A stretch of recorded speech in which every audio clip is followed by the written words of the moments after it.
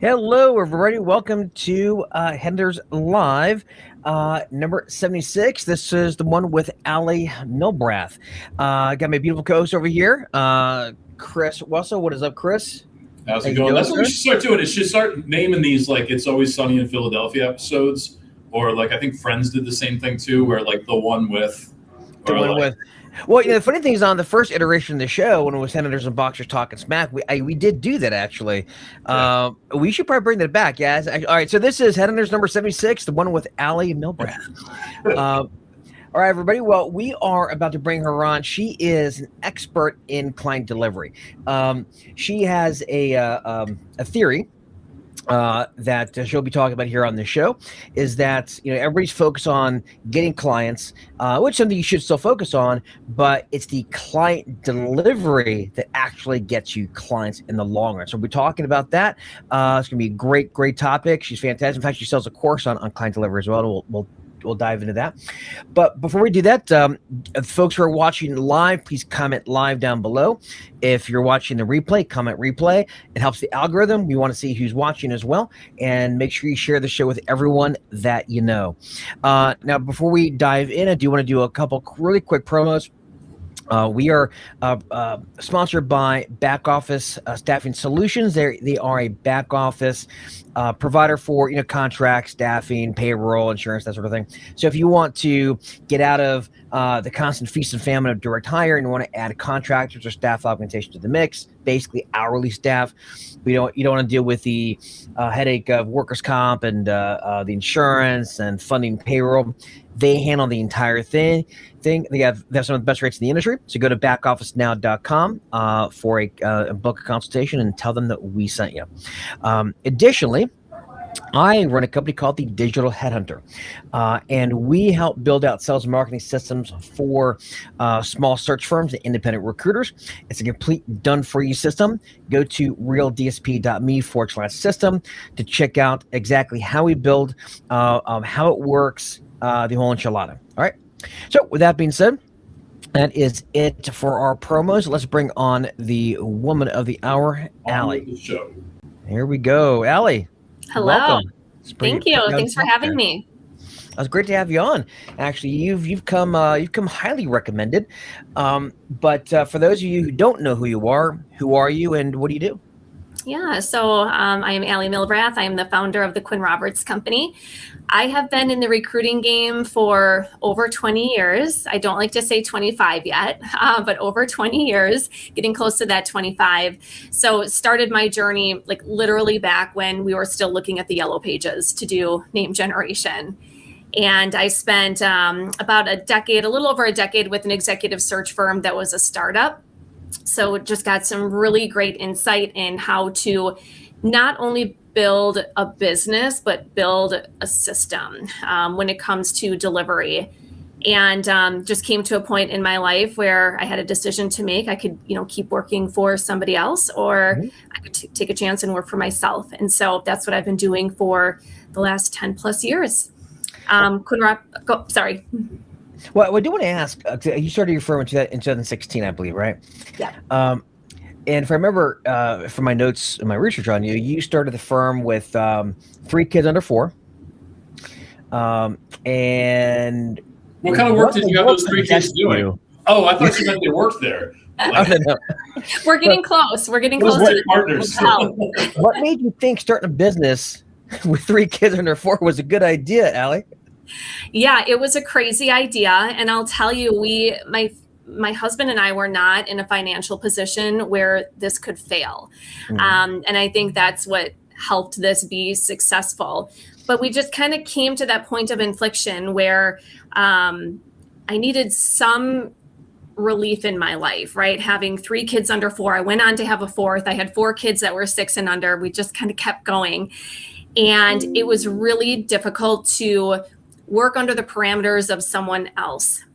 And I do feel like the expectations of me changed when I became a mother, and I didn't like the way it made me feel. I was still producing, I still had top results, yet I felt I was being judged and pushed into a direction because I had so many kids close together. So honestly, I just got pissed. I got pissed and I said, you know what? I think I could do this on my own. In addition to that, we had some business model changes and I just didn't feel like we were serving our clients in the way that I felt we needed to. Mm-hmm. So stars just kind of aligned. And I got a phone call one day from who became my first client. And that's kind of how this all started. What did your husband think at the time? Because again, when you're not financially stable, he's not as stable as you want to be, 3 kids under 4. So the husband was a little bit nervous as well with you taking the jump. Was that the case? He was my number one supporter. Okay. He is my biggest cheerleader, actually. And, when we were kind of thinking about, I had left my role with that firm and I was doing some contracting and kind of at that point of, all right, do I need to start interviewing to go in-house somewhere? Do I go for another search firm? Just not really knowing what to do. And he's just always seen the best in me and has seen things in me that I don't see in myself. So he was actually the one to push me to do this. And that matters so much too, because as someone who also, like, my wife has her own career, but also she's always been fully supportive, and like, you can't fight a battle on 2 fronts. You can't go out there trying to find clients and deal with bullshit and whatever the stuff that we do as recruiters all day, and then also have to like sell it at home too. Right. Yeah. So like that is I couldn't underscore enough how I know how important that is. So yeah, absolutely. Well, the last thing you want is for your husband or wife to sit down at the dinner table and says, well, maybe it's about time you found a real job. Yeah. That's right. A conversation you do not want to have. So it's just more motivation to build. Because the way you described it, you're angry, your back was against the wall. You can't fail. You have to do it. Yeah, back was against the wall. You have to succeed. You burn the boats, basically, I guess, right? That is right. Yeah, well, good stuff. Well, what's the firm now? So where are you at now in terms of? Is it just you? Do you have people working underneath you, like other recruiters? And also, what type of recruiting do you do? Yeah. So right now we have 4 people on our team, and our intention is to keep it small. Mm-hmm. But we focus on middle market recruitment for the most part in sales operations, finance, and HR roles. We do a lot with private equity backed organizations, but really our sweet spot's middle market. We're industry agnostic. We work on roles where we can tell a really great story, where we know that we are putting people in a role where they're going to have influence, they're going to have impact, they're going to have fulfillment. So I've never niched down, which I think a lot of people in recruitment, that's like a swear word when you don't niche. But for me, it's actually worked really well because my proposition to my clients is I understand the business holistically. So if you're hiring somebody in sales, I know how they need to operate with operations, or vice versa, where a lot of people, they're very siloed and they have their network and it might be a quicker churn for them. For me, I want to know about the business. I want to know what I am placing my people into. So I'm not niched in anything other than really those 4 functional areas and middle market. You regional, local, national? Like, U.S. What's that? Across the U.S. Across the U.S. Okay, cool. Yeah. So you said something before the show started. So we were in the green room like a few minutes ago, and you said something very interesting. You said you've never taken a contingency search. Ever. Is that just all you ever known? And you started somewhere and that's all they did? And like, that's interesting. We should talk about that. You never got down in the mud. I just refuse. And I think more people need to take that stance in the industry. Those that are good, it'll work for you. But so the startup that I started with, we went through a few different business model iterations, and retained was always there, and then started dabbling in contingent. I never did personally, but I saw the mess that happened in contingent. And how it was really hard to maintain a good reputation, because we all know contingent, you're taking, 10 plus roles, and then you're narrowing it down to the 3 that have the most momentum. And then those other 7 go to the wayside. And I saw relationships with clients break down. I saw relationships with candidates being so surface level. and we business on that side of the business. So I always stayed on the retained route. And when I went out on my own, yes, it would have been easier to get business if I just said I was going to do contingent, but I put the stake in the. And also, but is it business, right? So like, if you just because you get some orders and put them on a whiteboard, if you can't monetize them, it's not business. And I'm not to say that like contingent doesn't work in a lot of situations, but sometimes we feel artificial progress when we're like, oh, I got some business. No, you ain't got shit till you bill. Like, Yes. Yeah, that's so true. And I think it's a lot of smoke and mirrors. Like you see these people that you think are so successful because they're posting so many positions. Well, I'd like to know what your percentage is of actually filling those. So being a trainer, and I a lot of clients I work with, we teach how to get retained, how to do retainers. And I've got my own kind of way of doing it. But one of the things I will say is that I get one of the things I hear a lot from recruiters, why they don't do retainer. And I personally think it's a mindset thing and they're scared to, but so it's an excuse. Excuse is, well, what if I have a bad client? I'm stuck. Learn how to qualify it. Oh, sorry. Yeah. Well, that, and also, I always say, you can always give the money back. Then it says you got to spend it. You can say we're done. It's not working out. That's just the way I look at it. You're not tied to. But I guess let me ask you, Allie, like in your opinion, what do you say to that? What do you say to the recruiters who say, look, I don't want to be stuck with a bad client. I want the freedom to kind of move around. Like what do you say to that? I think that is not an intelligent way to run your business. I think you have to learn how to qualify what a good client is. And you can learn pretty quickly what a good client looks like and what a bad client looks like. My first client I took on was a horrible client. And for me, that helped me understand. It was different when you're with a firm and you have the backing of a firm. But when you're on your own, evaluating clients is so important. Is probably the most important business decision you can make. So it is about, understanding their business, their value prop. You know what? Maybe they have a really bad reputation in the industry.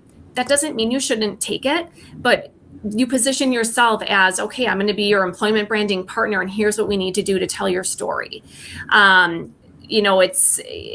If they are fighting you on the details of your contract, or if they're fighting saying, I'm not going to give you exclusivity, I'm going to, give this to 2 or 3 other firms.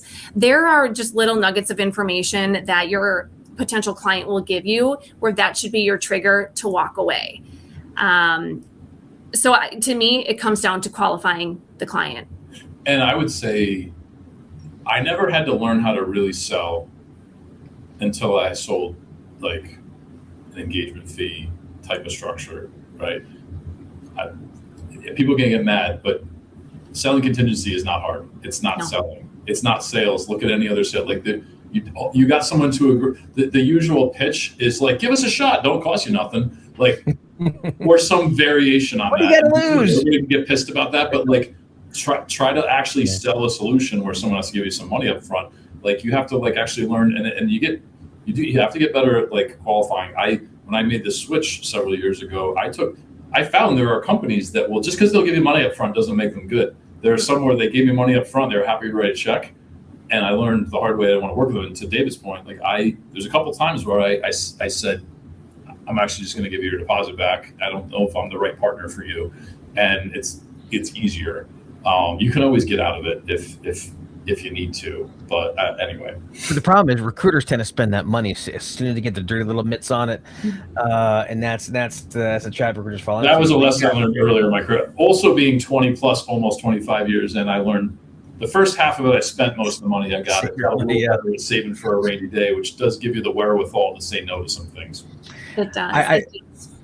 I will say, I remember when I started making 6 figures, back when 6 figures meant something, but back when I think it's 25, it was around maybe 2001, and I made my first 6-figure year. And of course, at the time, I was, single, had a little son I had partial custody of, had it part-time, but then I was single, lived in a condo, and man, I thought I was a baller, spending so much money. It was great. Yeah, but yeah, it's one thing you learn later in your career that you have to really start saving. For anything about the qualification, so I've got a client. I won't say this person's name just for confidentiality, but this recruiter has a client who has like a CFO search, and it's a $400,000 or $500,000 search. Like it's a big search on the West Coast, and she's in a situation where she's learned the client expectations and what she wants this person to do, because basically they want a doer and a strategist, and that's not what you find with a CFO usually. And she's learning that lesson now, that yes, it would be a huge fee if she lands it, $400,000 to $500,000. Probably whatever fee is off that, but it's tempting. So some of these retained searches can be really tempting, but you got to make sure that you're qualifying them ahead of time, because you can get sucked in, and then it can be just as bad as contingency. You can get sucked into retained search that is bad from the get-go. So how do you avoid that? How do you avoid get involved in a retained search that sucks up all your time, that ends up not going anywhere, which almost is really worse than contingency at that point, right? How do you avoid that? I think you have to have some best practices in place to make sure you're setting the search up for success, not just for yourself, but for your client. Like that needs to be equally important to you if you want to be a good recruiter. And I think you learn that in scoping, discovery, whatever you want to call it. Did we just lose him? We're still on though, so okay.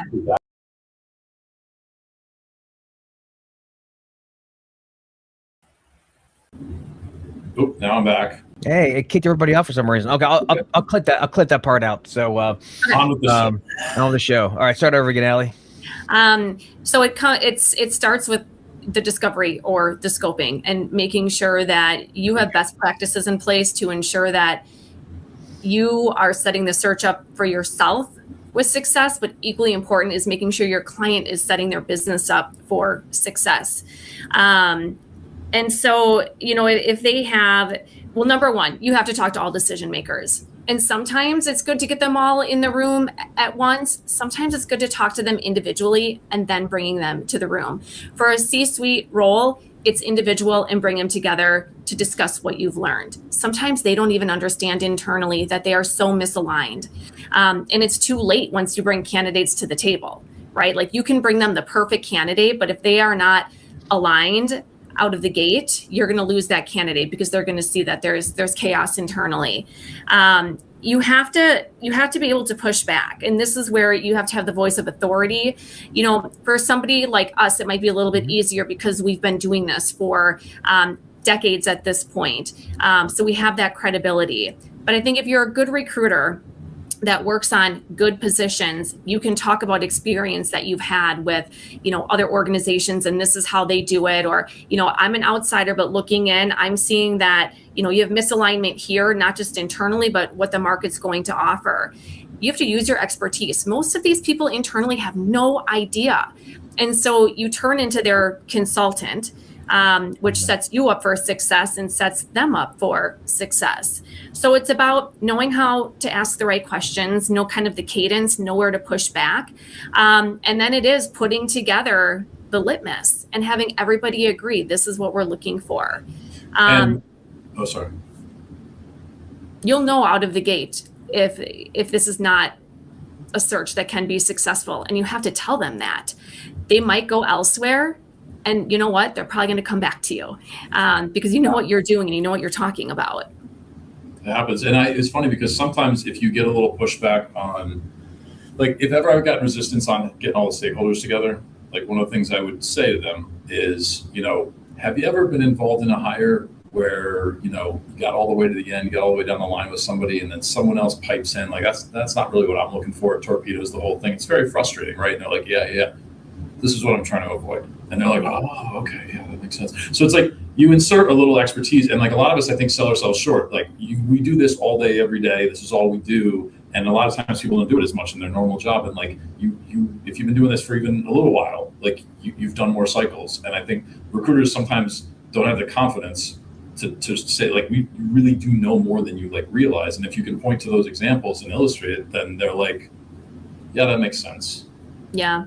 And I think, we talk about this as recruiters all the time, but being in an industry that's not regulated, there's no barrier to entry. Most people are flying by the seat of their pants. And so they're just not taking these lessons that they should to become better and to be able to help their clients. And that's honestly why the standards in our industry are so low and why we have such a negative connotation attached to our titles as recruiters. And I think we want to say yes as quickly as possible too, right? Mm-hmm. Like I had a conversation earlier today where somebody was like, here's kind of what we're looking for, some general parameters. Like, how long do you think a search like that would take? Because we're trying to get this done by like the end of Q2. And I said, well, so I feel like in my early years, and some people would be like, oh, we get it done in like a month or two, or like 2 to 3 months or whatever. And I was like, well, let me ask you some more questions. And I'm like, because it depends on a number of things. And like we had to like really because I said to him too, among other things, if you're buying a house, like, you know, like that, the market is what the market is. And like, it depends not just on what houses are out there, but how flexible the buyer is. So I was like, I was like, some of it really depends on you and like what you're comfortable with. And also I want to talk about that a little bit.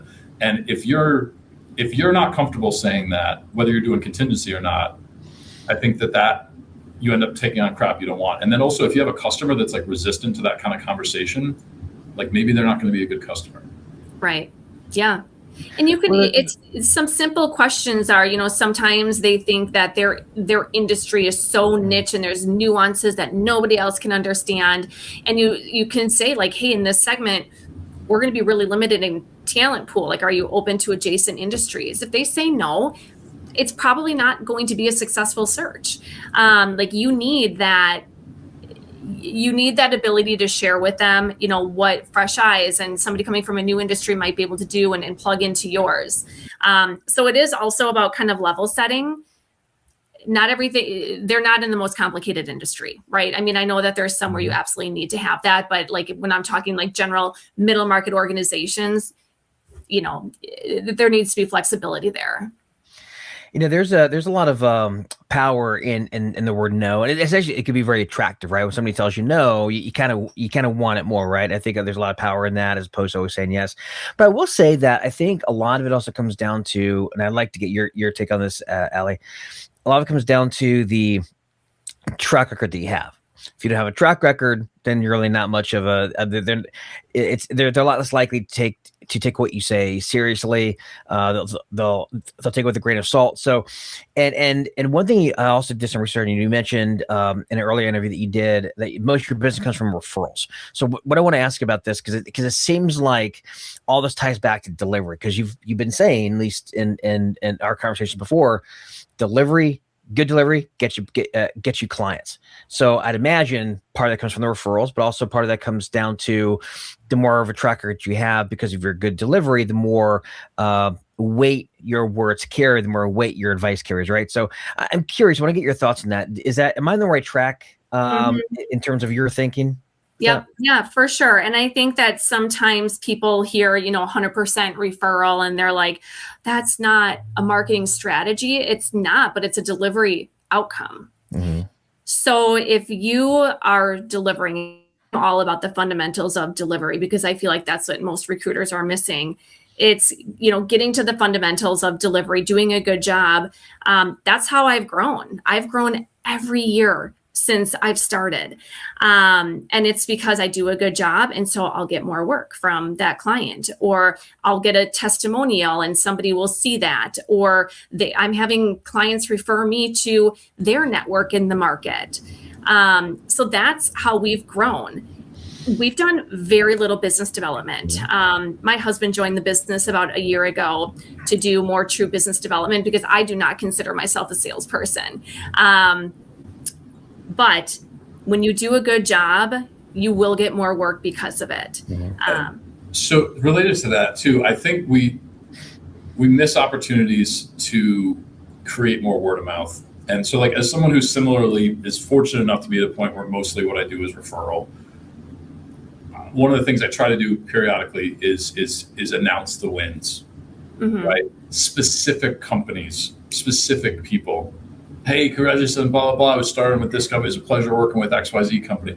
Like a lot of us will put, like I have testimonials with real names on them, like on my website. Like, and do you know how most recruiters would be scared to death to put that on because they're going to be like, other recruiters are going to see that this company uses recruiters and yeah, they're already getting spammed anyway, whatever. Like it does, everyone's getting spammed by everybody. Yeah. But like, and you're specific, then like I literally had one time where I posted about somebody that started And sometimes I post about kicking off a search because I'm engaged. I don't care. I say who the client is. I don't have to hide it. I don't have to deal with any of that bullshit. So I'll launch a search and I'll be like, hey, I'm working with this company. And then immediately I'll have recruiters I know messaging me like, hey, do you need help with that? But like, you do that, and then I had something, a post like that, and a CFO at a construction company that I knew, because this was for an electrical contracting company. He was like, I didn't know you did stuff in the construction industry. Like probably we should talk. Like, you got to put examples out there, and we put like these vague, like oh, a CEO or whatever, or like, hey, we had 3 starts this week. Good for you. Talk about them. Right. What they were, because they see examples and then they see themselves in those examples, and then they're like, oh, maybe you can help me too. I don't know. Yeah. Yeah. Recruiters are one of the worst at self-promotion. I gotta tell you, they're as far as aside of the wins and testimonials, I think they're getting better. I think overall. Yeah. But I do remember when I first started talking about testimonials and using the full names, not Bob R. Midwest Manufacturing Executive. All right, yeah, it didn't mean anything. And I think now it's more and more recruiters are kind of coming along because they do realize that, like, at the end of the day, like, your competitors know who the companies are in your space that are hiring. Like, everybody knows. It's not like it was back in the day. Back in the day, there was no LinkedIn. It was all referral based. Then you can keep it a secret.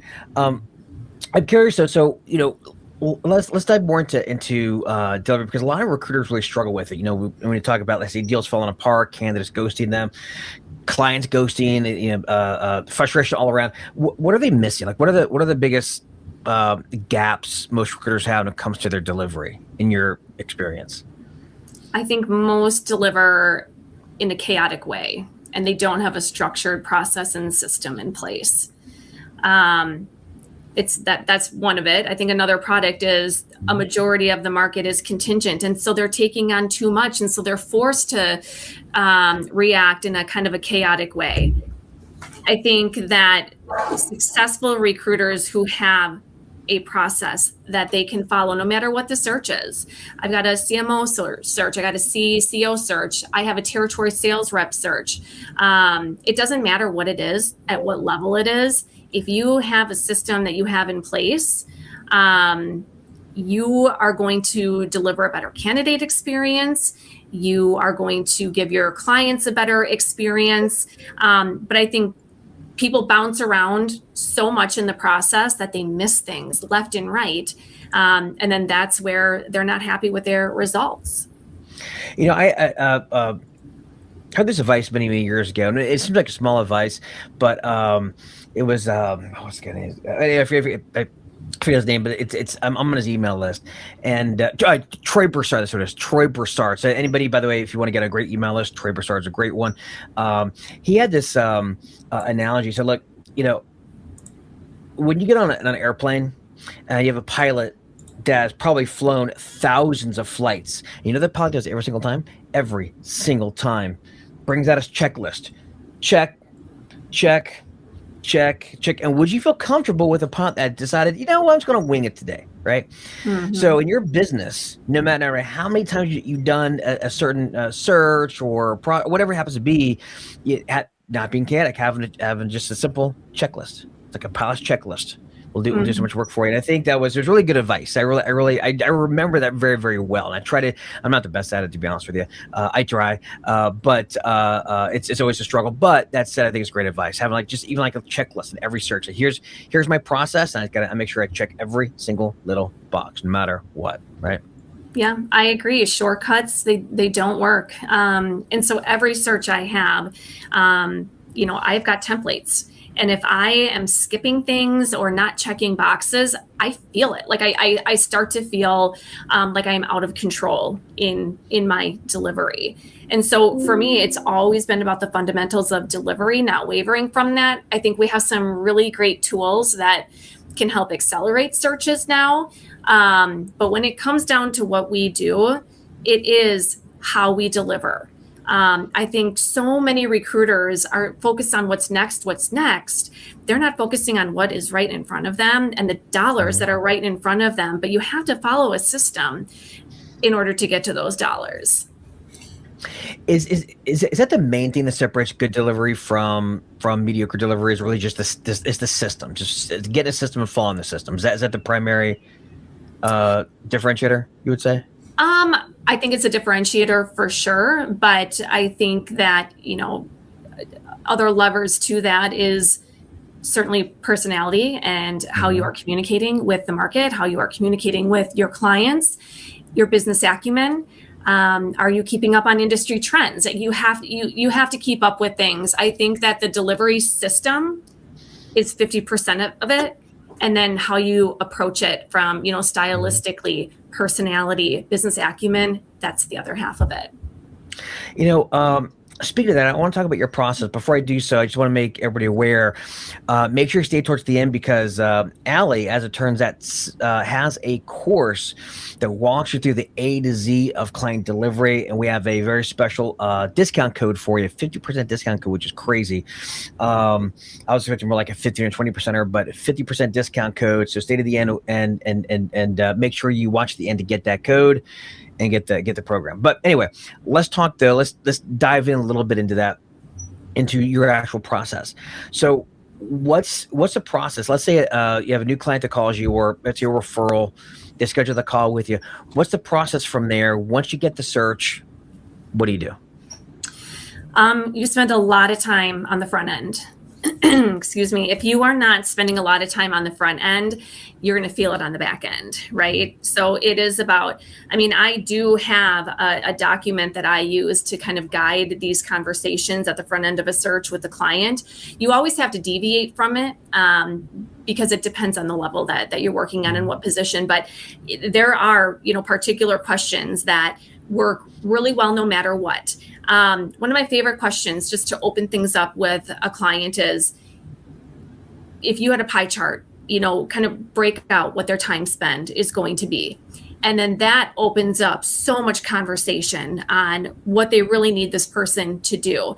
So there are some generic questions like that, that then you just kind of web off into a lot of other discussion.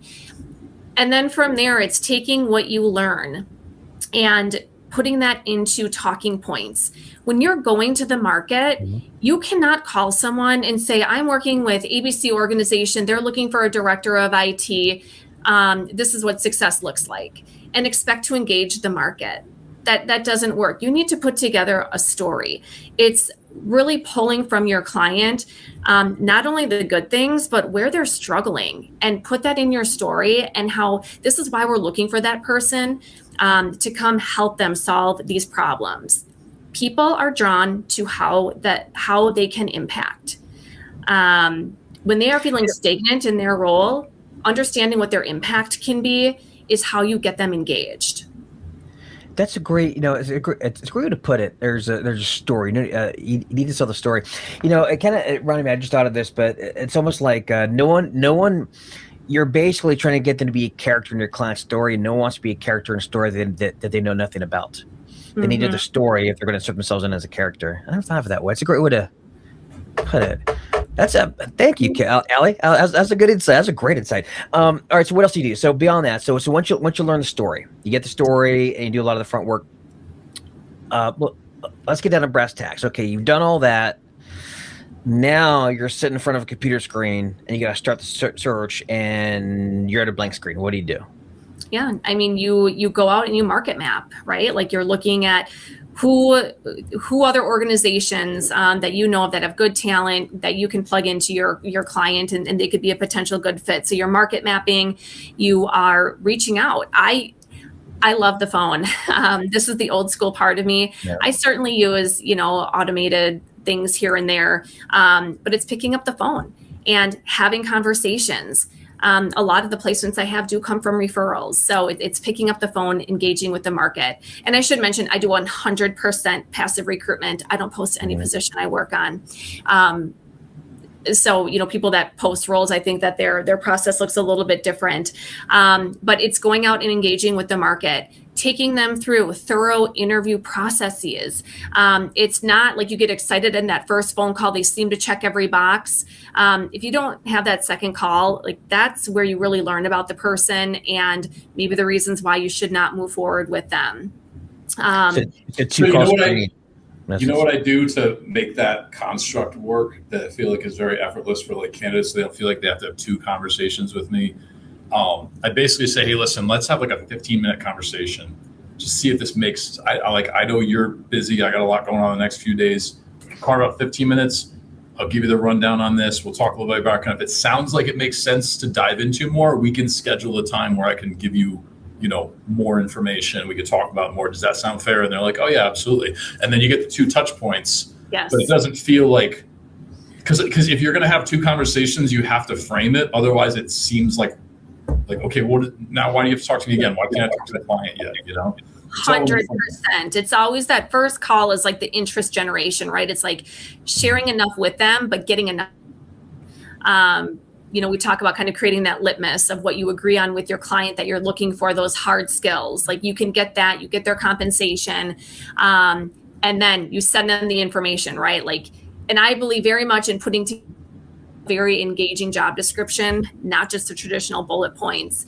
Get them to confirm interest, and then you go into that. It is very natural. It's not like they feel like they're spending too much time with a third party, but it's a very natural flow. And when you do that, because I do the exact same thing, when you do that, because you have a exclusive arrangement with that client, you have the luxury to do that. Mm-hmm. Otherwise, you're having that 15-minute conversation, you're chucking over the fence. Versus you can say, it established a lot of credibility. Hey, I'm working with this company. Yeah, here, let's have a quick chat. I'll send you the description after you get a chance to review it. If it's something you want to dive into further, let's talk some more. Right? And they're like, oh yeah, like it works so well. Yes. But also, it also creates a nice push-pull, just like in any attraction, like you're on a date with somebody, there's that push and this pull, there's push and the pull, like there's the cat and mouse sort of game that creates that tension, creates that attraction. And I think in recruiting, it's almost possible with a contingency, but on a retainer, let's say you do a two-call screen or a multi-call screen, you can really sell it and get them super excited about it. And on the next conversation, then they can start pulling back and look for reasons why they may not be qualified. Let them work a little bit to qualify themselves. It's going to get them more invested, and you're going to draw a lot more out of them. And it's something you just can't do on contingency. So we talk about screening. What about after that? So let's say we do the screening. Then, of course, I know in your course you go into much more detail. But after the screening, I want to get this course. I want to read it because I'm like, probably business stuff. I'm actually like, okay. Well, Mr. Wessel, wait till the end, and you'll get the discount. Make sure you stay on. Shit, I lost my track of thought. What was it? Oh, yeah. So kind of like what we're doing with qualifying. Yeah. So once you qualify them, okay, now you've got your probably like a short list, I'd say, right? What do you do from there? Because then you spend it to the client, and I'm sure you manage the process. But what's like your, I don't want to secret sauce, but what's your process from there? Yeah, I would say the biggest thing is closing. You're closing the entire time. I actually have a closer method I use, where you're like looking at all of these different indicators that they would accept an offer, and you have to be doing that from the very first phone call. Like C in closer is comp. That's a huge piece of the puzzle for candidates. So making sure you're checking those boxes and having conversations along the way with the candidates. But I mean, I'm involved. I am the one extending the offer. So it's about that candidate management, that client management. It's presenting not just with a resume, but putting a full summary together. So when the candidate and the client gets together, they're not talking about the transactional, like, why did you leave that company? Like, what happened there? Like, they have that. So let's talk about important things about what they're looking for in this person and have, actual conversation. So I'm helping through all of these interviews. I'm helping my clients with scorecards and rating and comparing to other candidates, and then taking the candidate through the offer stage. Do you find it's valuable to be, it's valuable to be honest with your clients, but do you find it's valuable to be honest with them at the very beginning about the negatives on candidates, right? This candidate fits in these areas, but here's an area of concern that I have. Do you do that? Yeah, absolutely. That is how you build trust with your clients. I actually, in my profile, in the template I use, I literally have that section, like areas of concern or areas, to probe a little bit more. Absolutely. And I mean, I am not afraid to pull the plug. It's the most painful thing you can do is to get to the end of the process. And as a third-party recruiter, you build a different relationship with these candidates than their internal team can, and you learn different things about them.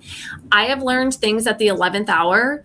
I could have kept it to myself, and they would have extended an offer, but I knew that it would end up blowing up at some point where I have to call and say, this isn't going to work. And it confuses the client a little bit because they're excited about this person. Like, sometimes I can't tell them what I learned, but there's a situation where like, hey, this is what I learned about the candidate. I am not comfortable moving forward to an offer, and they respect you for that. And you will get more searches because they know that they can trust you. So yeah, absolutely. You have to look at the areas of concern, just like I do for my candidates. Anything on my candidates, right? If it is not the right next step for them, or if we're uncovering in the process that there is just not the right synergy with all the key players, we'll have that conversation. So you are, I'm client centric, right? Like, clients come to me, they hire me, and I go out and find them people. But you are dealing with people. This is a big decision for them. It impacts their family, their personal life, their career. You can't push something on a candidate if it is not going to make sense for them long term. So I believe very much in having those hard conversations and being open and transparent about it. All right. What about post placement and post placement with the in the context of setting yourself up for referrals? Mm-hmm. What do you do once the candidate accepts the deal, accepts the offer? What do you do from there on in to kind of to wrap it up with a nice little bow, but also set yourself up for referrals? Yeah. So one thing I do, and I never set this up intentionally to be referrals, but when you're a small shop like we are, you can feel on an island and want to know that you're doing things in the right way. So I send a survey to the candidate and I send a survey to the client, asking about their experience with the process. And in that, they can write a testimonial, which I always appreciate. But it is about doing those check-ins. We typically work on leadership level roles where it's likely that the person that we placed is going to be hiring. So you want to be that person, right? You want to provide a good enough experience that they're like, oh yeah, we want Allie to recruit for whoever we're hiring on this person's that we placed team. And then using the testimonials that you get from your clients as part of your marketing collateral for potential clients. There's something there that where a lot of us, myself included early on, we're afraid to follow up because placement gets in there. We hold our breath for 3-ish months, depending on your guarantee. I usually do 6 because I do leadership, but and we just kind of until the day passes, right? And it's uncomfortable, but just like the hard questions you have in the beginning, if you reach out, seeing how things are going, asking the candidate how it's going, and just not hey, how's it going, but just really having some real questions about how they're acclimating and what, just specifics, not just hey, how's it going? And they're like, oh, I guess fine. And then all of a sudden they get fired, right? That I think gets you a lot of credibility too.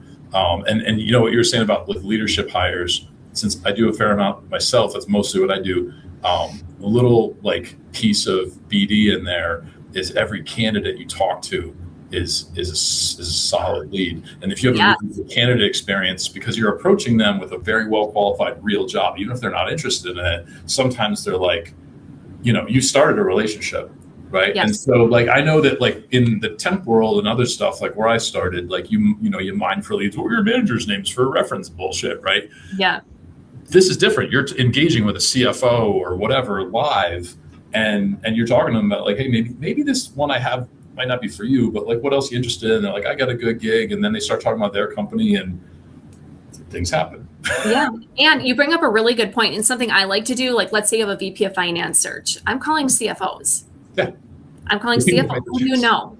You recruit up, because that is a great way to start building relationships. Yeah. And you talk about references. References can become your next candidate. They can become your next client if you approach them in the right way. Although you don't sell to HR, they're part of the process. Sometimes they're more decision maker than others. I will say that I've almost never had a HR leadership search that didn't result in at least one other search from all of the HR folks that I contacted, right? And that happens a little bit in finance too, because again, they're the ones who write the checks, like they're the ones who approve vendors, right? So like you can be pretty strategic and like, you know, like, oh, like I'm doing a CFO search in the semiconductor space. So you better believe, even if I think those people are in the wrong league or whatever, I'm still contacting them. I have a reason to contact them, you know? Right. You have to think that way though. If we don't think like multidimensionally, then yeah. Right. And you have to approach it in a genuine way too. Yeah. I think that at that level, they can sniff out somebody who's BSing. Right. Yeah, like, oh, by the way, are you hiring? Like, no. Just right. Yeah. Yep. Yeah, the old standard. Oh gosh, G Billy. I'd be remiss if I didn't ask, but yeah, use recruiters. Yeah, so the bait and switch is definitely. You consider that the start of your relationship, and you don't ask for anything, but now they're in your LinkedIn, and you've talked to them before. So if you reach out to them later when you see like an opening or something, like fair game.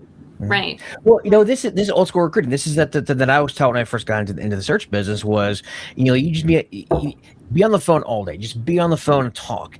Every manager you talk to, you have a search that I'm doing this. You have any referrals for me? Do you know anybody? Anytime you talk to a candidate, you know, as you're talking, ask for referrals, ask about companies that are hiring. It's the same thing, right? It's just building that network. And one of the things I was taught was that when you were starting, and again, this is pre-LinkedIn, you're just on the phone all day doing exactly what we were talking about. And just by virtue of talking to prospects and candidates and clients, et cetera, you're going to come into deals. You're going to come into a new niche. You're going to come into new clients without necessarily having to actively try to do business development.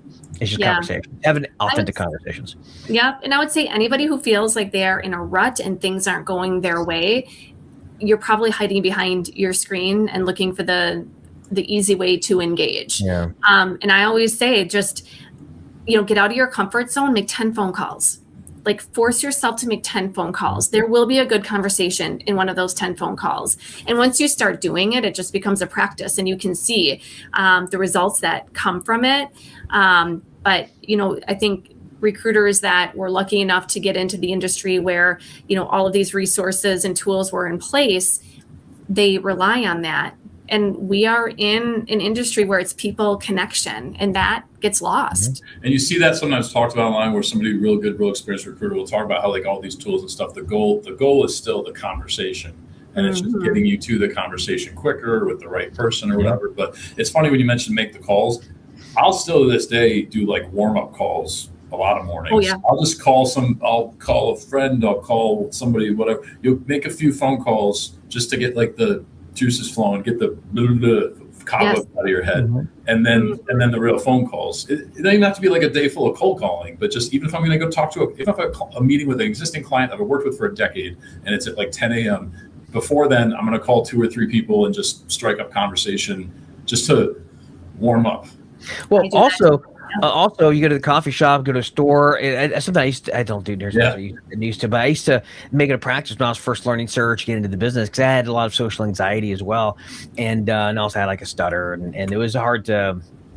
And so for me, I had to really warm up my mouth and get in the zone of talking in order to actually do it effectively, which is weird. Just have a speech impediment and get into this business. It's just the weirdest thing.